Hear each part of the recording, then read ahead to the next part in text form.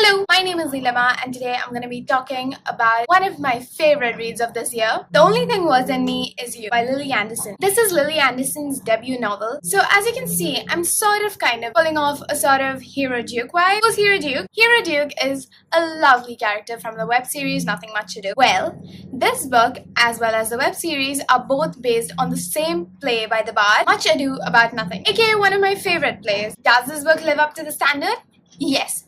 Absolutely yes. There are a few things that Trixie Watson wants in her life, including but not limited to spending time with her best friends Harper and Meg, getting her hands on that beautiful, sweet Doctor Who figurines box set, and snatching that third place from her arch nemesis Benedict West. They're totally in love. The two have been at war ever since the monkey bar incident, a war far, far worse than the Doctor versus the Daleks. But things start changing when her best friend Harper starts dating her longtime crush and Benedict's best friend Connell. Suddenly, she finds herself constantly having to spend time with her arch nemesis and the one person that she can't stand. But that's not the only problem that's going on, as suddenly there's people cheating, something that's unheard of in the halls of Messina High, a school for geniuses. It surely must be a glitch in the system, or maybe someone is messing it all up on purpose. Should I leave or... If you're a fan of Much Ado About Nothing, you will absolutely enjoy it, but even if you're not, it's an enemies to lovers trope. What's not to love?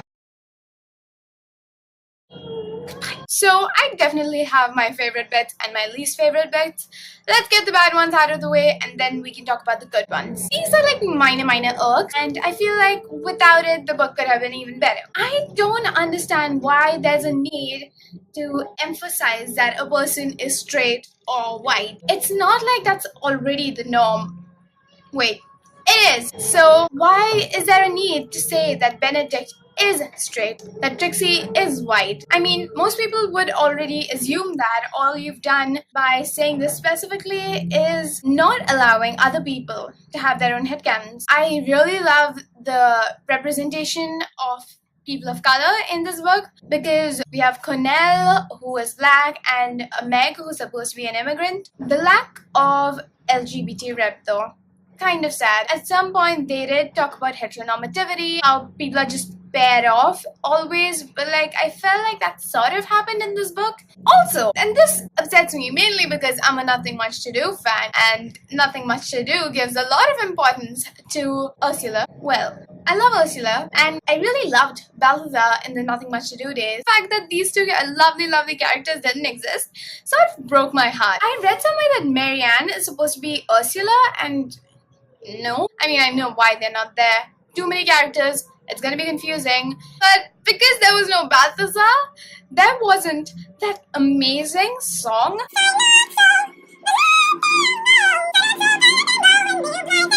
Fucking sign out song. I love that song so much. It's like the highlight of the book. Dude, Lily Anderson, what are you doing? We need that song. Also, I am extremely salty that the love poems are not there. It sort of happened with the Dalek and the red velvet cake at the very end. But the poems, it's such a vital part. I mean, the two being in denial and then finding out that they wrote love notes for each other. That's beautiful. And it needed to be there. If it was actually there in the book, it could have been like a totally geeky version with like Buffy and like Doctor Who and Harry Potter. Oh my god, it could have been so good. It could have been so good. But the book was otherwise pretty much amazing.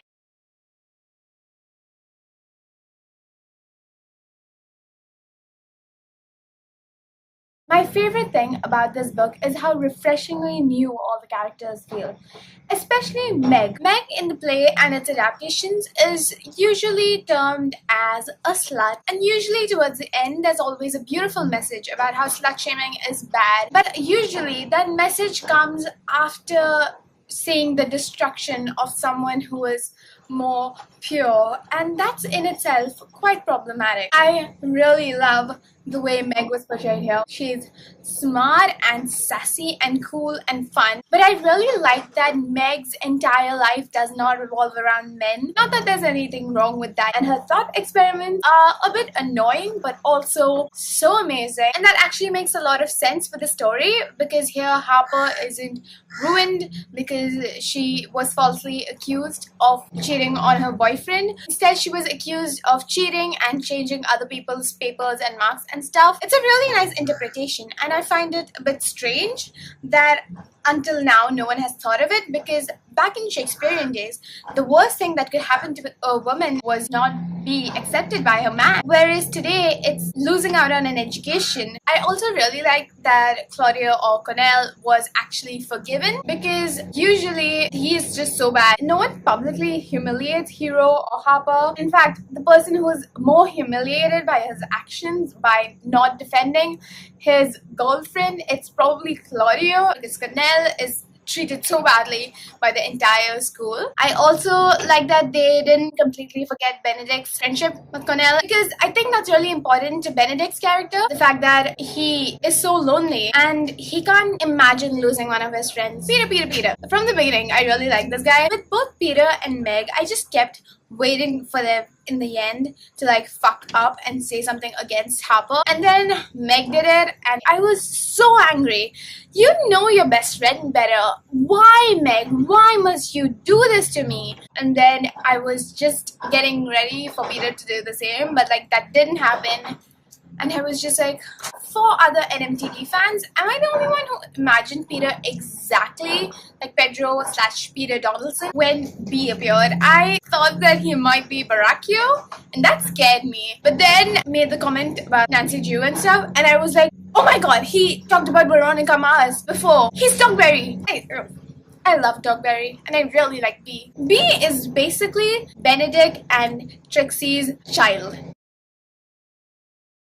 One was definitely their nerd off, where they announced their numbers and it was exactly the same. Second one was the clown thing. Like, I was looking forward to it. Whenever she saw anyone with a mask, I was like, oh my god, that's Benedict. That's Benedict. It wasn't. Then when the clown finally showed up, I was so happy.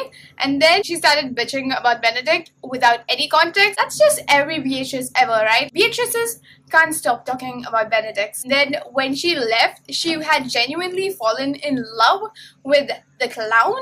And favorite scene ever. Actually, no. My favorite scene was easily the one where she was hiding inside that hole in the park, and then Hero and Meg just started shouting that Ben is in love with Beatrice. I was just looking forward to this moment, and when it came, I was so happy. And the fact that she just totally bought it. Do you not know your own friend? If they wanted to do it secretively, do you really think they would be shouting? Beatrice, you're supposed to be a genius. The fact that after that Beatrice was like hell-bent on becoming a better person, it makes me so happy. Because there were moments where she crossed the line, like when she started talking about Ben's mother. But then I really like that both she and Ben actually changed a lot. Speaking of change, which is totally different, the moment Ben shaved off his mustache. First of all, the fact that he had a mustache. Amazing. But then when he shaved it off, he came as David Tennant. Hey! Reference! I love it. I wish there was also some sort of reference to her being like Catherine Tate. But I still love that scene. This is such a weird thing. When Harper stood up to Cornell the first time around, I not only felt proud of her, but I also felt proud on behalf of all my heroes. Pearl Kennedy's hero and Billy Piper's hero and just the hero from the play. It was like all of them were standing up to him, and it made me so happy. Oh, speaking of Cornell and standing up to that shit, Trixie starts talking about her wanting to destroy Cornell. Fucking amazing. I'm pretty sure all of us love a good kill Claudio scene, and this was pretty great. Punish Cornell. Also, I felt bad for him because the entire school went against him. He had to quit being weepy to prove that he really did care about her. He was just crying and telling her that, oh my god, I do love you. And she was like, oh, I love you too. And it was super cute. Harper and Cornell are 100 times better than Hero and Claudio. I just prefer this version where Claudio is not as bad and Hero does not leave him. It goes with the story. It's just a nice change. Anyways, I have rambled on for so long. It's been like 1.5 hours. I'm gonna kill myself. If you like this video, give it a big old thumbs up. And if you want to see more of my content, just hit subscribe. So, that's it. And cut.